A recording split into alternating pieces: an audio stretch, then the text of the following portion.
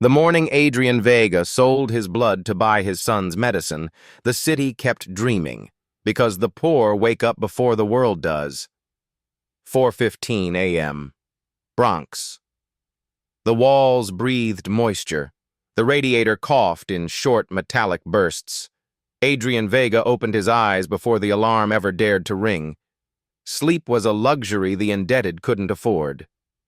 He lay still for a moment, staring at the ceiling crack that split the plaster above his head, a thin, jagged river that grew a little longer every winter.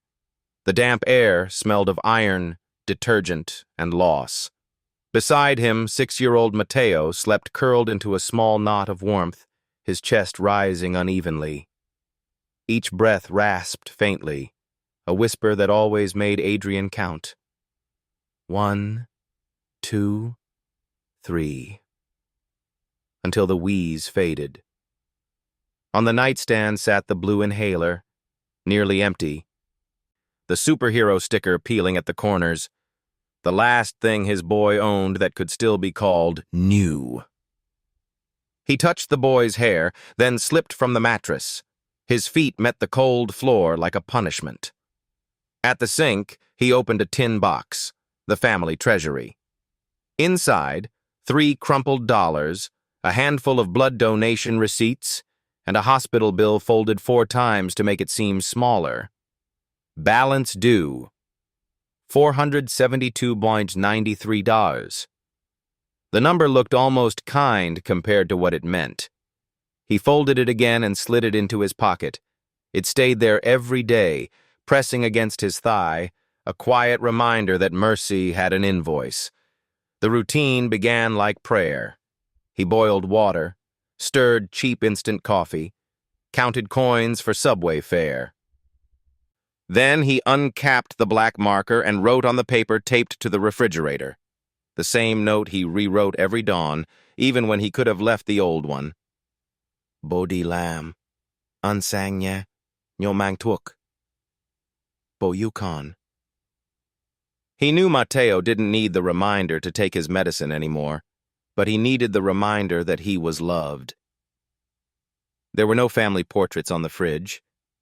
Only this line, rewritten until the ink faded into faith. He packed his apron into his bag, pulled on the same faded jeans and gray hoodie, and paused by the bed once more. The boy stirred in his sleep, the faint whistle of breath softening. Adrian brushed his forehead, whispered, "I'll be back before the sun, champ." Then he left, locking the door without making a sound. The hallway smelled of mildew and someone's leftover dinner. A baby cried in another apartment. Downstairs, a man in a tank top smoked by the mailboxes, his face ghost white in the flickering light. They nodded at each other, the silent brotherhood of those awake too early. Outside, the Bronx air cut through him like glass. The streetlights hummed. Puddles reflected the orange glow of the city's insomnia. Somewhere, a garbage truck clanked its way through the dark. Adrian's breath steamed in front of him as he walked toward the subway. He passed a boarded-up church where an old radio behind the door played a preacher's voice through static. Kindness never dies. It just waits for the right heart to remember it. He smiled thinly. That's nice, he thought. But kindness doesn't pay rent. On the train, faces looked the same, tired, pale, wrapped in scarves and silence. People held paper cups of coffee like tiny campfires. The city hadn't opened its eyes yet. These were the ones who kept it alive while it slept. A janitor, a nurse, a cook, a single father. Adrian closed his eyes for a second, but his body refused rest. The rhythm of the tracks felt like a clock, each clatter a heartbeat counting down the hours until rent was due. The Riverside Diner sat at the corner of 138th and Willis, a relic from another decade. Neon sign half burnt, window fogged from the inside. It smelled of eggs, bacon grease, and stories too small for newspapers. Adrian arrived first, as always. The cook hadn't shown up yet. The night janitor mopped the floor with slow, hopeless circles. Adrian rolled up his sleeves and got to work. Coffee pot on, counters wiped, chairs straightened. He didn't rush. Routine was the one thing poverty couldn't steal. By 6:15, the place was ready for its first heartbeat. He checked the wall clock. The second hand stuttered on the same tick every revolution, like time itself hesitated in this corner of the Bronx. He had 12 minutes until the door opened for him. The old man who came every morning at precisely 7:00. No one knew his name. Not the manager, not the regulars. Just the silent guy by the window. Gray coat, old scarf, no phone, no rush. Always sat at the same booth where the first light hit the table. Ordered the same thing, black coffee and toast. Never said please. Never said thank you. Adrian had once noticed how the man's hands trembled as he tried to break the bread. So, the next morning, he quietly divided the toast into 6 perfect pieces before serving it. He never mentioned it again. Neither did the man. But from that day forward, it became their ritual, a language spoken only through small mercies. At 6:59, Brenda, the young waitress, came in, still half asleep, smelling faintly of cheap perfume and exhaustion. "Morning, hero," she muttered. "Morning. You doing that thing again? For him?" Adrian shrugged. "Habit. He never tips you, you know." "I know. So why bother?" He wiped the counter, smiled softly. "Because someone once helped me when I couldn't pay back. Maybe this is me trying not to forget how that felt." Brenda stared for a moment, then rolled her eyes. "You're too nice. That's why you're broke." He chuckled. "Maybe, but at least I'm still human." 6:59:40. He reached for the white porcelain cup, the only one without a chip, and filled it to the brim with black coffee. The steam curled upward, thin as a prayer. 2 slices of toast, light brown, no butter. He broke them into 6, placed them like petals on a plate. 7:00. The bell above the door chimed once, soft, precise. The man in the gray coat stepped in. Adrian nodded, the way one soldier might to another who had survived the same war. "Morning, sir." The old man said nothing, only sat by the window, eyes fixed on the waking street. Adrian set down the plate and cup. The steam clouded the space between them. The man's hand reached out steady this time, and he nodded once, a gesture so small it could have been mistaken for breathing. Adrian returned to the counter. He didn't notice the sign outside flickering. Riverside. Bright for a second, then half dark again. He just knew, for reasons he couldn't explain, that the world felt slightly less cruel while that man sat there. He couldn't have known that within weeks the seat by the window would be empty, that 4 men in black suits would walk through that same door, that a woman carrying a leather folder would ask, "Are you Mr. Adrian Vega?" and that the name of the silent old man, Harold Whitmore, would be carved into a will worth more than every dream Adrian ever allowed himself to have. But that morning, there was only coffee, bread, and quiet, and the sound of a father trying to believe that kindness was still worth the cost. The dawn broke like a bruise. Pale violet light pressed against the Bronx skyline, leaking through the cracks of a weary city. It was Saturday, and for most of New York, that meant a slower morning. But for Adrian Vega, there were no weekends, only days that began and ended with bills. He tied his apron behind the counter of Riverside Diner at 6:15 a.m., the smell of coffee already filling the air. The radio hummed softly. Sinatra from Another Lifetime. And the griddle hissed with butter. But this morning was not like the others. This morning, Mateo was there. The sitter had called late last night. Fever. There was no one else. Adrian had stared at his sleeping son for a long while, weighing guilt against necessity. By 5:30, the decision made itself. He packed Mateo's inhaler, his coloring book, and a half-eaten pack of crayons into a small backpack and whispered, "We're going to work, buddy. Quiet adventure." No running. Mateo's eyes had lit up like he was being invited to the moon. Now, as the first customers drifted in, cab drivers, nurses, street cleaners, the little boy sat cross-legged on an upturned milk crate near the kitchen door, coloring. Every few minutes, he looked up at his father through the steam, grinning proudly. His drawing was simple: a train with wings, painted sky blue, soaring above stick-figure people who waved from the ground. 6:59. The bell above the diner door chimed. The old man entered. The same gray coat, the same scarf, the same slow, deliberate steps. But this morning, something changed. A hesitation at the threshold. His eyes, usually focused straight ahead, caught on the small figure by the kitchen door. He stopped walking. Adrian wiped his hands on his apron and came forward, smiling the way people do when they're bracing for misunderstanding. "Morning, sir. Sorry for the mess. My babysitter's sick. Had to bring him along today." The old man said nothing. His gaze softened, like glass thawing. He approached the booth, sat down, but his eyes never left Mateo. "Your usual, right?" Adrian asked, already reaching for the pot.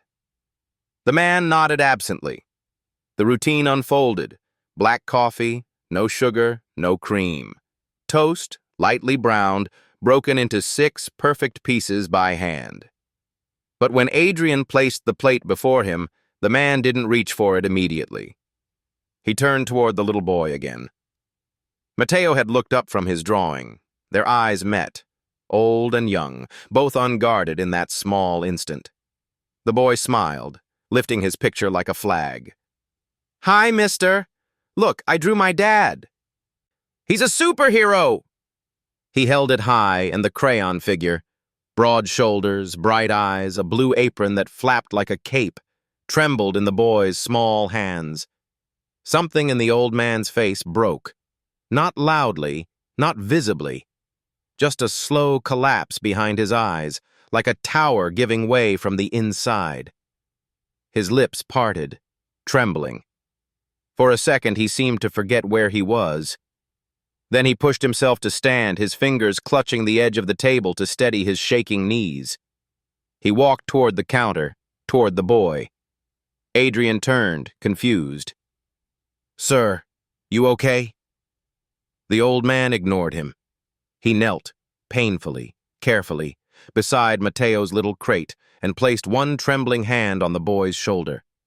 The smell of his coat, rain, cedar, and age, surrounded them. His voice, when it came, was cracked but certain. "You're very lucky, young man." Mateo tilted his head, puzzled. "Because my dad works here?" The old man's hand quivered, his eyes bright with something too deep to name. "Because you still have him." For a heartbeat, no one moved. Adrian froze, the tray in his hand hovering midair. He looked at his son, at those round eyes, the faint scar near his collarbone from the night he couldn't breathe.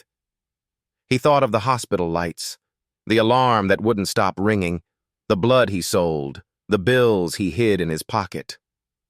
Lucky. The word cut through him, not as a comfort but as a reckoning. He blinked hard, his throat tightening. "Yes," he whispered, voice unsteady. "Yes. He's lucky. And so am I." The old man nodded once, emotion small enough to miss, yet heavy enough to carry sorrow. He straightened, his joints protesting, and returned to his seat. But this time he didn't eat. He just sat there, staring out the window where the sun had finally reached the glass, spreading gold across the diner floor. Brenda, who'd seen it all from behind the counter, leaned in. "What was that about?" she whispered. Adrian shook his head. "I don't know." But he did know. He'd seen grief before. He'd seen it in hospitals, in church pews, in mirrors. It had that same quiet, the kind that swallowed noise instead of making it. After finishing his coffee, the old man placed exact change on the table, as always. But instead of leaving, he lingered, watching Mateo draw another picture. A small smile ghosted his face, fleeting as dust in sunlight. Then he reached into his coat pocket, pulled out a coin, an old silver dollar, tarnished at the edges, and placed it on the boy's drawing. "For your train," he said softly. Then he turned and left, the bell above the door chiming once, echoing too long in the air. Adrian picked up the coin after closing, turning it between his fingers.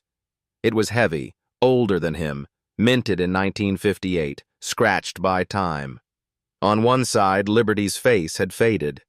On the other, an eagle spread its wings, still proud despite the years. He thought about the way the old man's voice had cracked, about the hand trembling on his son's shoulder. Something had shifted that morning, something he couldn't name. It wasn't charity or pity or routine anymore. It was recognition. He slipped the coin into his wallet behind Mateo's hospital photo and locked the diner doors. Outside, the wind had picked up, carrying the smell of rain. That night, after putting Mateo to bed, Adrian sat alone by the window of their small apartment. The Bronx skyline flickered in the distance. The silver coin lay in his palm, reflecting the dim light. He thought of the old man's eyes that had looked at his son as if they'd seen a ghost return. He whispered into the quiet, "Who are you, old man?" No one answered. But somewhere deep in him, a feeling took root, faint, impossible to name, that his kindness had crossed a bridge he didn't even know existed. The Bronx woke under a low ceiling of gray clouds, the kind that made the city smell like wet iron and regret. Rain whispered against the diner's windows before sunrise, soft and patient, as if testing whether the day deserved to begin. Inside Riverside Diner, Adrian Vega wiped the same counter he had wiped for 2 years. Every circle of the cloth a small act of control in a world that refused to stay clean. It was 6:45. The air was warm with coffee and butter, but there was something off about the silence. He couldn't explain it, only feel it. The way a musician senses a missing note before the first bar even plays. Brenda flipped the sign from closed to open, yawning. "Coffee's strong today," she said. Adrian didn't answer. His eyes kept sliding to the clock. 6:57. He poured the first cup. Black, no sugar, no cream. The ritual began without thought. 2 slices of toast, evenly browned. He broke them into 6 pieces, arranged them like always, careful, symmetrical, almost reverent. He checked the window. No one. 6:59. The air pressed in. Adrian's chest tightened, absurdly. He'll come. He always does. 7 o'clock. Nothing. The bell above the door stayed silent. Brenda noticed first. "Your mystery man running late?" Adrian forced a smile. "Maybe traffic." But Harold Whitmore, though he didn't yet know the name, was never late. Not by a second. The man's life was wound tighter than the gears in the diner's old clock. He waited, pretending to rearrange napkins. 7:05. He polished the same glass 3 times. 7:10. He turned toward the window again, half expecting to see that gray coat cutting through the mist. But there was only the street, slick with rain, empty of faces. By 7:15, the coffee had gone cold. By 7:30, Adrian felt something heavier than worry settle on his ribs. He poured a fresh cup anyway. Then he did what made no sense. He set it on the same table by the window, next to the same plate of toast, broken into 6 perfect pieces. The steam curled upward into the empty air. Brenda leaned on the counter, watching him. "You really gonna serve a ghost?" Adrian shrugged, his voice quieter than the rain. "Habit." He stayed there a moment, hands on the back of the chair across from the empty seat. He could almost see the old man's outline reflected in the glass.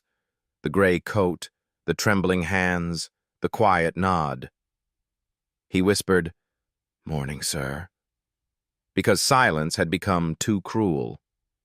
Then he turned back to the counter. At 8:03, the bell did ring. But it wasn't Harold. 4 men in black suits stepped inside, rain still dripping from their shoulders.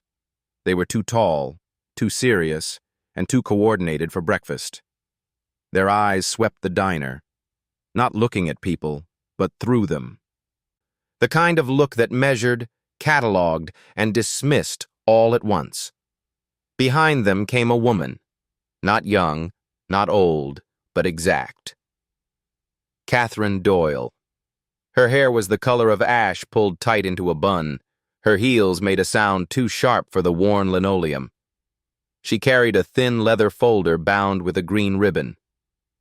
Brenda froze mid-step. Adrian, still holding the coffee pot, straightened slowly. The tallest of the men approached the counter. "We're looking for Mr. Adrian Vega." Adrian's first thought was debt collectors. Second, child services. Third, God, not today. He glanced toward the kitchen where Mateo was sitting on his little stool, coughing into his elbow. The sound was small, but enough to make one of the men glance that way. Adrian's voice cracked. "That's me. Is something wrong?" Catherine stepped forward. Her tone was calm, deliberate, a voice that had practiced empathy without ever feeling it. "Mr. Vega, my name is Catherine Doyle. I'm an attorney representing the estate of Mr. Harold Whitmore."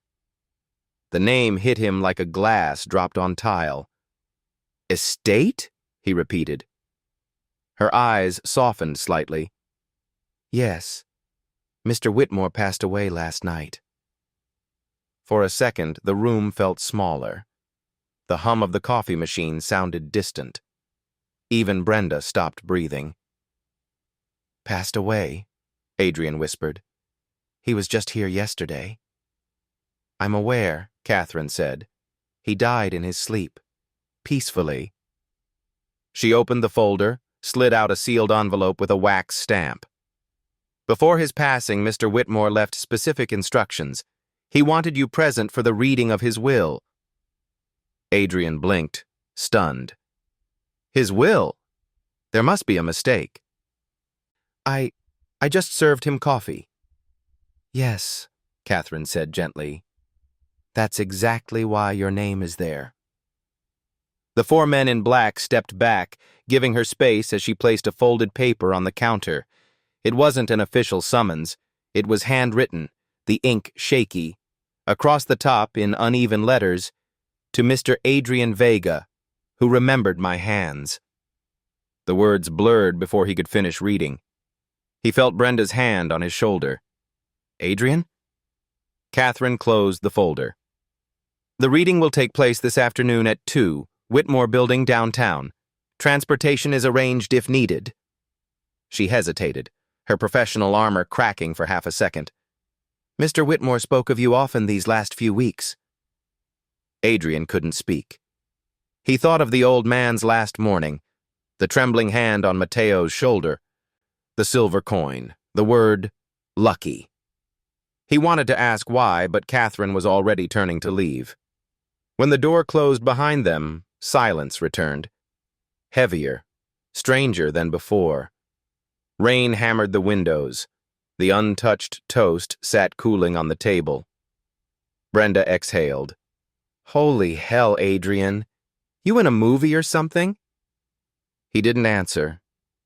He just walked to the table by the window, picked up the now lukewarm cup, and sat down where Harold used to sit. From here, the street looked like a river of gray light. He placed his hands around the cup and tried to feel warmth that wasn't there. Mateo coughed again from the kitchen. Adrian looked at him, small, alive, coloring another train. For the first time, he realized that Harold hadn't just been an old man looking for company. He'd been waiting for something, or someone. That afternoon, as Adrian buttoned his cleanest shirt and wiped a smudge off Mateo's cheek, he caught their reflection in the cracked mirror by the door. A father who'd forgotten how to hope, and a boy too young to know the difference. He pocketed the silver coin Harold had left behind. It felt colder than usual. "Come on, champ," he said softly. "Let's go see what this is about." Outside, the rain had stopped, but the clouds hadn't moved. The city smelled of iron again, the scent of change on the verge of arrival. The Whitmore Tower rose above Manhattan like a sermon built of glass and steel. Every pane reflected the storm that had passed hours before, the clouds still bruised purple, the light too clean to feel warm. Adrian Vega stood at the entrance, his reflection stretched thin across the revolving doors. Beside him, Mateo clutched his hand, wearing his smallest jacket, the one with the missing zipper tooth. He had never been inside a building like this, not as a guest anyway. The lobby smelled of marble polish and expensive silence. The receptionist looked up only long enough to decide they didn't belong, then went back to her screen. It didn't matter. Catherine Doyle appeared almost instantly, walking toward them in her precise, unhurried way. The same gray folder, the same calm expression that made everything sound inevitable. "Mr. Vega," she greeted. "Thank you for coming. And this must be Mateo." Mateo nodded shyly. Catherine's tone softened. Not the way people speak to children, but the way they speak to memories that might still matter. "We'll be brief. The other beneficiaries are waiting upstairs." The elevator hummed softly as it rose. Adrian watched the numbers climb past floors that smelled of money, legal offices, private investment firms, consulting agencies with names that meant nothing to him. His hands felt rough against Mateo's small fingers. When the doors opened on the 47th floor, the air changed. It smelled of paper and cologne, not life. Inside the conference room, 3 people waited. Catherine already seated, a man and a woman across from her. Their posture was perfect, back straight, eyes cold. Money had a way of making stillness look like power. "Mr. Vega," Catherine said, gesturing to a chair. "This is Mrs. Lorraine Whitmore and her son, Evan." Lorraine's smile was thin, surgical. The pearls at her neck looked like small, silent accusations. Evan, mid-20s, tall, perfect hair, tailored suit. He was the kind of man who'd never held a mop or stood in a payday loan line. His eyes flicked over Adrian's clothes, his son's shoes, the old backpack. Then he smirked. "We're really doing this?" Catherine ignored him. She opened the folder and spread a set of papers before her like cards in a ritual. "This document is the last will and testament of Mr. Harold Whitmore." The sound of that name hung in the air like smoke. Adrian's chest tightened. Harold. He'd never even known his full name until now. Catherine began reading, her voice even, professional. "To my son, Richard Whitmore, deceased before me, and to his descendants, I leave my memories and regrets." Lorraine's jaw flexed, but she said nothing. "To my grandson, Evan Whitmore, I leave my watch, the one he never noticed missing." Evan's smirk disappeared. "What the hell? To Mrs. Lorraine Whitmore, I leave the art collection she so often admired, on the condition that she finally learns the difference between price and worth."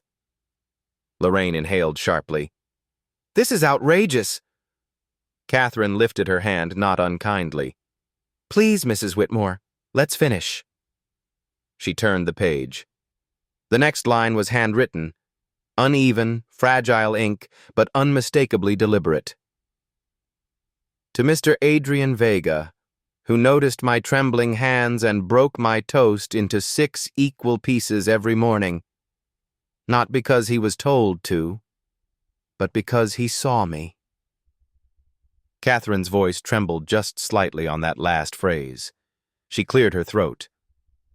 I leave him $300,000 in cash, the ownership of Riverside Diner, and the Harold Whitmore Trust, valued at $4.5 million, to be used for the creation of a community fund under his discretion. The room froze. Adrian didn't breathe. Mateo blinked, confused. Lorraine made a small, strangled noise. Evan stood abruptly, his chair scraping back across the marble. This is insane, he snapped. Some waiter, some janitor, tricks a dying old man into giving away half his estate, and you all just, what? Let it happen? Catherine met his glare with the patience of someone who had already rehearsed this moment. Mr. Whitmore was of sound mind when he signed. He was examined by 2 independent physicians. There are video records. Records can be faked, Evan spat. This guy probably... Evan! Lorraine's voice cut through like ice, but her eyes never left Adrian. Mr. Vega, she said, her tone smooth and poisonous. How long did you know my father? Adrian swallowed. About 6 weeks. 6 weeks. She let the words roll around like broken glass. And in that time, you somehow convinced him to leave you millions of dollars and his business. Incredible. I didn't convince him of anything, Adrian said quietly. He came to my diner. I served him breakfast. Served him breakfast, Evan repeated, laughing harshly. Right. The old fool's dementia kicked in and you... Enough, Catherine snapped. It wasn't loud, but it carried weight. Mr. Whitmore knew exactly what he was doing. He also knew this conversation would happen. She reached into the folder again and withdrew a small USB drive. He recorded a statement. If you'll permit me... She plugged it into the screen at the end of the table. The projector flickered to life, for a moment only static. Then, Harold Whitmore, seated by a window, sunlight across his face. His voice, frail but steady. If you're watching this, I'm gone. And if they're angry, Catherine, let them be. I've lived long enough to know anger is just grief with armor. Lorraine's eyes shimmered. She looked away. I don't leave my fortune to Adrian because he served me coffee. I leave it because he saw me, in a world where everyone else looked past. He broke my bread when my hands couldn't. He spoke to me when no one else dared. He reminded me of the boy I once had, and the man I should have been. He paused, breathing carefully. Blood makes us related. Kindness makes us remembered. The screen faded to black. No one spoke. Even Evan couldn't find words. Catherine folded her hands. The document is legally binding. Mr. Vega, once you sign the acknowledgement, you'll take immediate stewardship of the diner and the fund. We'll finalize details in my office. Adrian sat still, unable to move. $300,000. The diner. The fund. He could pay every bill. Move Mateo somewhere with clean air. Maybe get his own car again. But none of it felt real. It felt like standing in someone else's story. Lorraine broke the silence. This is a disgrace. Catherine sighed. It's his will, Mrs. Whitmore, not yours. Then we'll contest it. You can try, Catherine said simply. But Harold anticipated that. The trust was structured to make challenges extremely inconvenient. Evan muttered something under his breath, a curse or a threat, then stormed out.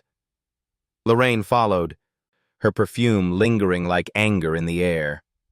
When the door closed, Catherine turned to Adrian. Her voice softened. "He trusted you, Mr. Vega. That wasn't a mistake." Adrian exhaled slowly. His hands were trembling. He looked at Mateo, who sat swinging his legs off the chair, staring at the city outside the window. "Boy," the boy whispered, "we can buy more crayons now." Adrian almost laughed, or cried. He couldn't tell which. He nodded. "Yeah, buddy, maybe even a new backpack." But beneath the flicker of relief, something darker stirred, a truth he didn't yet want to face. Wealth doesn't silence whispers, it multiplies them. And by the time the ink dried on Harold's will, the world was already deciding what story it wanted to tell about the janitor who inherited a millionaire's fortune. The news spread faster than the morning light. By noon the next day, Riverside Diner, the small, worn-out restaurant that had been Adrian's second home for years, wasn't just a diner anymore. It was the center of a storm. Every booth whispered. Every coffee cup clinked louder than usual. Even the old radio seemed to pause between songs, as if trying to understand what had happened. The janitor had inherited a fortune. The poor man had become the owner. Adrian pushed open the diner door slowly, as if stepping into someone else's dream. He wasn't wearing his uniform today, just a clean white shirt, the collar stiff and unfamiliar. The regulars turned when he entered, half out of curiosity, half out of disbelief. Mr. Russo, the previous owner, stood behind the counter, a newspaper trembling in his hands. The headline was small but merciless. "Millionaire's will names unknown worker as heir." He looked up at Adrian, his voice cracked with something between confusion and jealousy. "So, it's true?" Adrian hesitated. "I guess so. I didn't know anything about it."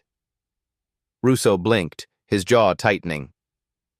"Harold bought this diner 5 months ago, said he wanted to keep it running for the community. Never told me why. Turns out he was planning this circus." Adrian looked around at the place, the chipped tiles, the old coffee machine, the table by the window. It still smelled of burnt toast and stories. He felt both gratitude and guilt crawling under his skin. "I don't want to change anything," he said softly. "Not the staff, not the menu, not the way we treat people." Brenda crossed her arms. "You sure about that, boss?" The word boss didn't sound like respect. It sounded like a dare. She'd worked beside him for years, equal in exhaustion. Now her tone carried something colder. "You're really keeping it, huh? The money, the diner, everything?" Adrian met her gaze. "I didn't ask for any of it." "Yeah," she said. "But you got it. That's what people remember." He walked behind the counter, reached for a rag, and started wiping as if nothing had changed. His hands moved out of habit. The counter's surface still carried the faint smell of lemon polish. He stared at his reflection in the chrome of the coffee machine and barely recognized the man looking back. He wasn't richer, he wasn't freer, just visible. And somehow that hurt more. The door chimed. Catherine Doyle stepped in, her umbrella still dripping rain onto the mat. She nodded at the staff, then to Adrian.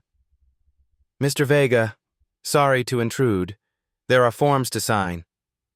"More papers?" he said with a weary smile. "Feels like I've signed my name more this week than in my whole life." "That's how wealth begins," she said, not smiling. "With signatures, not sweat." She placed a folder on the counter. "The diner is officially yours, the Whitmore Fund too. But I should warn you, the Whitmore family isn't taking this quietly." "I guessed that." "Evans hired a PR firm. They're spinning the story. By tomorrow, the press will call you a fraud, a manipulator, charity case gone wrong." Adrian sighed. "They can call me whatever they want. I still have to open at 6 tomorrow." Catherine studied him for a moment, something almost like admiration crossing her face. "Mr. Whitmore would have liked that answer." Then, after a pause, "He left you a letter, too." She slid a sealed envelope across the counter. The handwriting on it was thin, trembling, the same as the note she'd read aloud in the conference room. Adrian didn't open it. Not yet. When Catherine left, the diner settled into its new rhythm, uneasy, fragile. Brenda kept working, but her laughter sounded forced. Russo lingered at the door, muttering about selling his share. A few customers whispered between bites of eggs and toast. One of them pointed at Adrian like he was a headline, not a man. He ignored them and walked to the far wall. The paint was peeling. The light flickered. He pulled a marker from his pocket and wrote in careful block letters on a blank section above the window, "No one eats alone." The staff stared. Brenda frowned. "What's that supposed to mean?" "It's what Harold would have wanted," Adrian said quietly. "He didn't leave me money. He left me a reminder. What kindness looks like when you stop pretending it's weakness." He taped the letter beside the words, but didn't open it yet. The paper fluttered slightly under the air vent, whispering secrets only the dead could keep. That night, after closing, he finally sat down at Harold's table, the same one by the window. He unfolded the envelope with hands that still smelled faintly of soap and coffee. Inside was a single page, written in shaky cursive. "Adrian, if you're reading this, I'm gone. Don't let them turn you into what they fear. They'll call you lucky or clever or undeserving, because the truth scares them. You remind them that kindness still has consequences. Don't spend the money proving them wrong. Spend it proving kindness was never naive. Keep the diner. Keep your son near the window. The light always finds that spot first. Harold." The words blurred as Adrian read them twice, 3 times. He could almost hear the man's quiet voice over the clatter of breakfast plates, the same rhythm that once filled their mornings with silence and comfort. He folded the letter and slipped it into his wallet beside the silver coin. The next morning, the sign on the diner's door said, "Under new ownership," but nothing else changed. Same eggs, same coffee, same broken radio. Except now, when someone new walked in, Adrian greeted them by name, even if he didn't know it yet. Because that was the real inheritance. Not money, not ownership, but the stubborn belief that every stranger deserved to be seen. Outside, across the street, a black car idled with tinted windows. Inside it, Evan Whitmore watched the diner's lights flicker on. He took a sip of his espresso and whispered, "Enjoy it while it lasts, janitor." The city kept moving, unaware that a quiet war had just begun, one between bloodline and kindness, between legacy and love.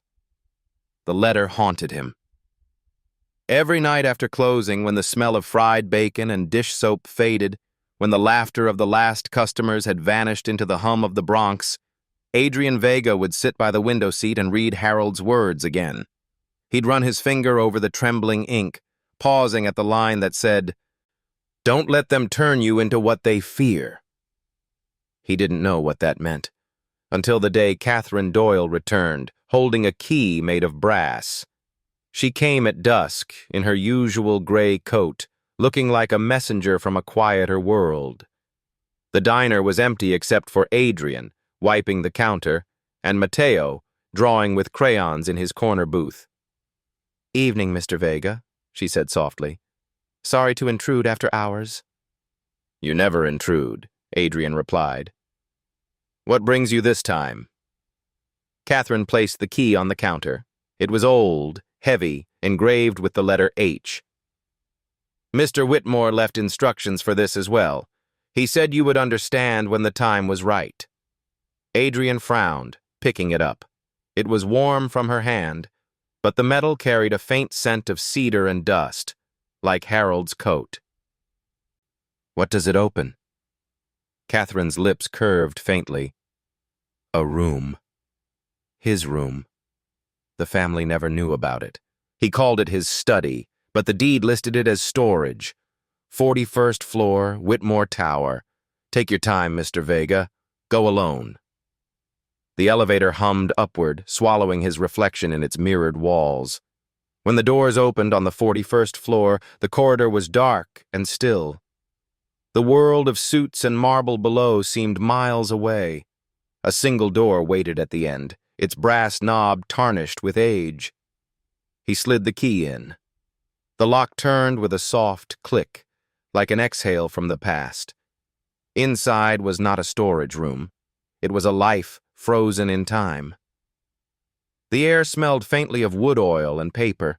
The walls were lined with shelves, each stacked with old books, photographs, and yellowed envelopes. A desk faced the window, buried under papers and newspaper clippings. Dust motes drifted in the beam of sunset light. Adrian stepped closer. Pinned to the corkboard above the desk were dozens of photographs, some new, some decades old. A few were black and white. He saw Harold in them, younger, beside a woman with kind eyes and a boy about Mateo's age. Beneath the photo, written in shaky pen, were the names Margaret Whitmore, 1949 to 1999. Daniel Whitmore, 1955 to 1962. A shiver moved through him. The boy in the picture, Daniel, had the same dark curls as Mateo, the same shape of eyes, the same slight gap in the front teeth when he smiled. He touched the corner of the photo. The paper trembled. Beneath it was a slip of notepaper, as if Harold had added it later. "If you ever see those eyes again, believe that kindness survived." Adrian's breath caught. He turned the photo over. On the back, written in the same faint script, were 3 more words. "He has her heart." He sank into Harold's chair, the old leather creaking under his weight. He pressed a hand against his chest, as if trying to steady something that had started to unravel. "He has her heart." He looked up again at the photo of the woman, Margaret. The same soft brown hair, the same smile that lit her whole face. He thought of the way Harold had looked at Mateo, like seeing a ghost, like being forgiven. The desk drawers were filled with documents, medical records, old letters, investment plans, and tucked among them, one unmarked envelope. Inside were 2 things, a faded hospital receipt and a clipping from a newspaper dated March 12, 1962. "Whitmore family tragedy. Son's heart donated after fatal accident." Beneath it, handwritten, "They said his heart saved another boy, but no one told me the name." Adrian's hands shook as he lowered the paper. His throat felt dry. He looked around the room again, at the photos, the books, the silence that had been guarding this secret for 60 years. Harold hadn't just found a kind waiter in a diner. He had found the living echo of the child whose heart once saved another. And somehow, through the long cruelty of time and coincidence, that child's bloodline, Adrian's bloodline, had carried that same heart forward, generation after generation, until kindness finally came back to his table. When he returned to the diner that night, the city felt different. The streets glowed faintly in the rain, and the world seemed unbearably fragile. Mateo was asleep in the booth, crayons scattered like fallen stars. Adrian covered him with his jacket and sat down beside him, the key still warm in his pocket. He whispered, "You met him, didn't you, kiddo? The man whose son saved us both." He looked out the window. The reflection in the glass was strange. His face overlapped with Harold's from the photo on the desk. For a moment, they looked like the same man. When he finally locked up, he taped something new beneath the sign that read, "No one eats alone." It was a small photo of Harold and Margaret, and below it, in Adrian's handwriting, "Where kindness sat, love waited." He stood there a moment longer, listening to the hum of the city. For the first time since the will was read, he didn't feel guilty about the inheritance. He understood now. It was never about money. It was about return. The kind of return only time and mercy could orchestrate. And outside, beneath the dim streetlight, someone watched the scene unfold. Evan Whitmore, standing under an umbrella, eyes dark with confusion. He had followed Adrian out of curiosity, maybe envy, but now he was staring at something he couldn't name. He turned away before the feeling could grow, muttering, "He's still just a janitor." But even he couldn't shake the sense that something larger than inheritance was moving, something that made bloodlines meaningless and kindness eternal. The storm didn't arrive with thunder. It began with whispers. 2 days after Adrian unlocked Harold's secret room, the world outside decided to rewrite his story.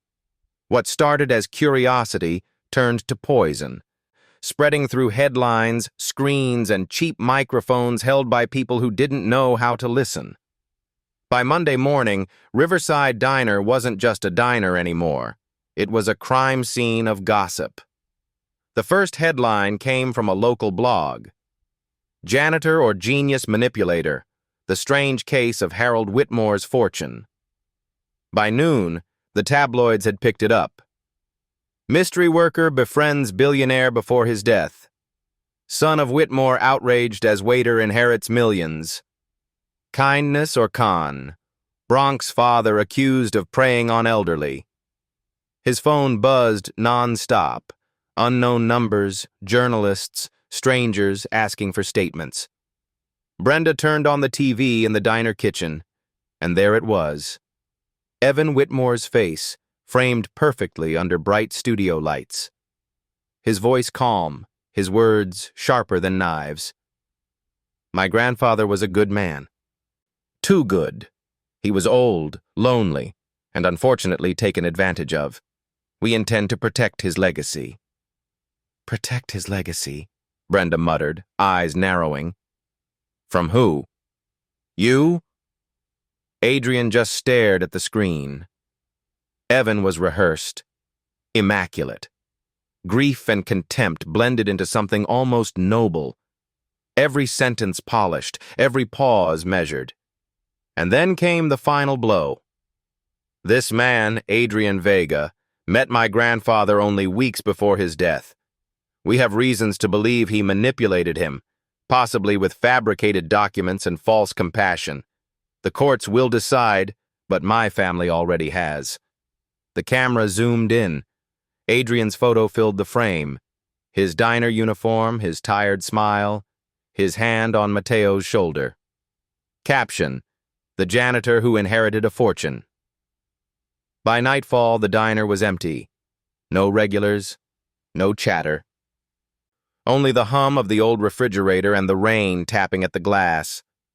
Even Brenda had gone home early. Adrian sat alone in Harold's old seat, the table now his, but the world no longer was. The phone buzzed again, a voicemail from his landlord. He didn't have to play it to know the tone. Too much attention, too many reporters, too much risk. He pressed his palms against his temples. He'd been poor long enough to know what envy looked like. But this wasn't envy. This was something colder, something that wanted to unmake him. Mateo coughed in the corner, the soft rasp that always made him stop breathing for a second. The boy was coloring again, trying to pretend things were fine. But when he looked up, he saw his father's face, and the crayon stilled in his hand. "Bo oi. They're saying bad things about you," Mateo said softly. Adrian forced a smile. "People say things when they don't understand, kiddo." "Are we bad people?" The question broke something inside him. He reached over, pulled the boy close. "No, Mateo. We're the good kind of people in a bad kind of story." The next morning, it got worse. A news van parked outside the diner. Two reporters stood near the door pretending to buy coffee while their cameras filmed through the window. Russo, the old owner, gave an interview in front of the building, arms crossed, voice low and heavy with resentment. Never trusted him. Too quiet. You know the type. Smiles too much, listens too well. That old man probably felt sorry for him. Within hours, new articles appeared quoting Russo's insider account. Customers stopped coming. Suppliers stopped calling. And by noon, Adrian's landlord taped a notice on his apartment door. Vacate within 14 days. Property under review. He read it without expression. There wasn't room left for anger. That night, he took Mateo by the hand and walked the city streets until they found a cheap motel near the highway. The carpet smelled like bleach, the walls hummed with distant traffic, and the ceiling leaked in one corner. But it was dry, and the boy could sleep. Adrian sat on the edge of the bed staring at Harold's letter, now folded soft from being read too many times. Don't spend the money proving them wrong. Spend it proving kindness was never naive. He whispered the line like a prayer, but even prayers sounded tired when the world stopped listening. The next week was war. Evan's lawyers filed a lawsuit to freeze the Whitmore Fund. They claimed mental manipulation and fraud. Reporters camped outside Catherine Doyle's office. The diner's phone lines were cut by the landlord for safety reasons. Catherine came to see him one evening at the motel. She looked exhausted, her usual poise cracked. They're using every trick in the book, she said. The narrative is shifting too fast. They want you to give up the inheritance quietly. Then they don't know me, Adrian said. She nodded. Harold chose well. He looked up. Why do you believe me, Catherine? Everyone else thinks I'm some kind of con man. Because Harold wasn't fooled easily, she said. And because when I came to his room after he died, he was holding your letter, the one you left him when you thought he was just an old man eating alone. Adrian blinked. He kept that? Catherine nodded. He kept you. By the end of that week, the diner's sign was vandalized. Black spray paint across the window. Thief, liar, scam. Brenda called in tears. Adrian, they're shutting us down. Health inspection, noise complaints, fire code violations, all at once. I don't know what to do. Do nothing, he said. Let them burn the name. I'll rebuild the meaning. He hung up before his voice could break. That night, as the city drowned in rain again, he walked back to the diner. The neon sign flickered weakly, half the lights gone out. He stood outside the shattered window, water pooling at his feet. Then he reached into his jacket pocket and pulled out Harold's last note, the one he hadn't shown anyone. It said only this: If they destroy my name, remember the meaning of it. Whitmore. It means White Harbor. Keep it clean. Adrian folded the paper carefully and slipped it into his wallet beside the silver coin. Then he whispered to the empty street, You tried to teach me to see people, Harold. Maybe it's time they saw me too. He went home, opened his laptop, and began typing. The screen's glow lit the dark room, tracing the lines of exhaustion on his face. The post was simple. No defense, no anger, no accusation. Just truth. My name is Adrian Vega. I was a janitor, a cook, a single father. I served coffee to a man named Harold Whitmore because he looked lonely, not because he looked rich. He taught me something before he died. That kindness is not a transaction. I will keep the diner open, not with his money but with his message. No one eats alone. He hit publish and closed the laptop. Outside, the storm kept pounding the glass. But somewhere far away, across 100 screens and algorithms, one person read the post and shared it, then another, then 100 more. By dawn, the headline had changed. The janitor speaks, and the world listens. And for the first time in days, Adrian slept. Not because the storm had ended, but because he had finally stopped running from the noise and started speaking through it. The city that had once ignored Adrian Vega now couldn't stop looking at him. His face was everywhere. Not the face of a villain anymore, but something stranger, a symbol. By Monday morning, the diner's post had been shared over 2 million times. Someone had called him the man who served kindness. Another called him the janitor who made a billionaire human again. The same journalists who had hunted him last week were now calling him Mr. Vega on national television. And yet, behind the praise, the war was far from over. The Whitmore family wanted the fund. The court wanted a statement. The public wanted a spectacle. And Catherine Doyle, who had always spoken with a voice like steady rain, said only one sentence that morning. "Adrian, they've called a meeting. You'll have to face them."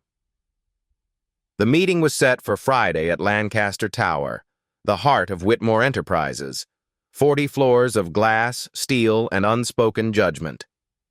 Adrian arrived in the same white shirt he'd worn when he first served Harold his coffee. It wasn't armor. It was memory. Catherine met him at the entrance. "Evan will be there, so will the board. They expect you to stay quiet, to look overwhelmed. Don't give them that comfort." "I don't have their words," Adrian admitted. "You have something better," she said. "The truth." The boardroom was long and bright, lined with portraits of men who'd never known what hunger felt like. At the far end sat Evan Whitmore, flawless in his navy suit, tapping his pen like a man timing a verdict. "Mr. Vega," he said as Adrian entered. "Or should I say, our new philanthropist?" The room chuckled, the kind of laughter that weighed more than insults. Adrian didn't flinch. He walked to the table, placed a folded piece of paper before him, and looked out the window for a long moment before speaking. "I used to clean windows like these," he said quietly. "You learn a lot when you clean what others look through." The room fell still. Catherine leaned forward, expression unreadable. Evan cleared his throat. "Let's be clear. We're here to determine if you're fit to manage the Whitmore Fund. My grandfather's generous mistake doesn't exempt you from oversight." Adrian nodded. "Then ask what you need to know." A gray-haired board member spoke. "Mr. Vega, your background doesn't exactly prepare you for managing millions of dollars. What qualifies you?" Adrian smiled faintly. "You mean besides knowing the value of a dollar?" Murmurs rippled through the room. He continued, steady now, the calm of a man who had survived too many storms to fear one more. "I've scrubbed floors where people dropped $100 bills and never looked back. I've watched single mothers count change for coffee. I've seen what hunger does to dignity. Harold Whitmore didn't leave me his fortune because I knew money. He left it because I knew people." He paused, looking at Evan. "Your grandfather wasn't looking for someone who could grow his empire. He was looking for someone who could redeem it." Evan laughed softly, leaning back in his chair. "Beautiful speech. Did Catherine write it for you?" "No," Adrian said. "Life did." He unfolded the paper. Harold's last note. The room went silent. "If they destroy my name, remember the meaning of it. Whitmore, White Harbor. Keep it clean." He placed it on the table, the ink faded but unmistakable. That's all he wanted. Not revenge, not wealth, just a clean harbor. The older board member, the one who had questioned him, shifted uncomfortably. "And what will you do with the fund, Mr. Vega?" Adrian met his eyes. "Exactly what Harold did for me. Notice the people no one sees. The janitors, the nurses, the men who eat alone. I'll build scholarships, community kitchens, and shelters named for him, not to glorify him, but to continue him." He turned to Evan, voice steady. "You think your grandfather lost his mind when he met me, but maybe he found it." For a moment, silence. Then a single sound, a chair scraping softly. It was the gray-haired board member again. He stood slowly and began to clap. Not loudly, not theatrically, just once, twice, then again. And then another joined. And another. The sound grew until it filled the room like rain after drought. Evan sat frozen, the pen in his hand motionless. His jaw tightened, eyes darting toward Catherine, who said nothing, only watched as the tide turned. When the applause finally faded, the chairman spoke. "Mr. Vega, by unanimous vote, the board recognizes your stewardship of the Whitmore Fund. We look forward to your leadership." Evan's face flushed. "You can't," but the decision was sealed before he could finish. Afterward, Catherine caught up to Adrian in the hallway. "You just dismantled a dynasty with a janitor's calm," she said, half smiling. "I didn't dismantle anything," he replied. "I just reminded them who built it in the first place." She nodded, eyes warm for once. "You did more than that, Adrian. You made the word Whitmore mean something again." That night, Adrian and Mateo returned to the diner. The lights flickered as always, the smell of coffee lingered, and the table by the window gleamed faintly under the street lamp. Mateo climbed into the booth, unzipped his backpack, and pulled out a handful of paper hearts he'd cut from construction scraps. He taped them to the wall under the sign that read, "No one eats alone." "What are those for?" Adrian asked. "For people who forgot they're loved," Mateo said simply. Adrian smiled, his throat tightening. "Then we'd better leave a lot of them up." He looked out the window where the reflection of the diner lights shimmered across the wet street, like a small harbor shining in the dark. And somewhere across the city, in a penthouse of glass and fury, Evan Whitmore poured himself another drink and whispered to his own reflection, "He stole more than money. He stole our story." He was wrong. Adrian hadn't stolen anything. He had simply finished what kindness began. 6 months later, spring came softly to the Bronx. The air outside the Riverside Diner smelled of rain and fresh bread. The city's noise had gentled into rhythm again.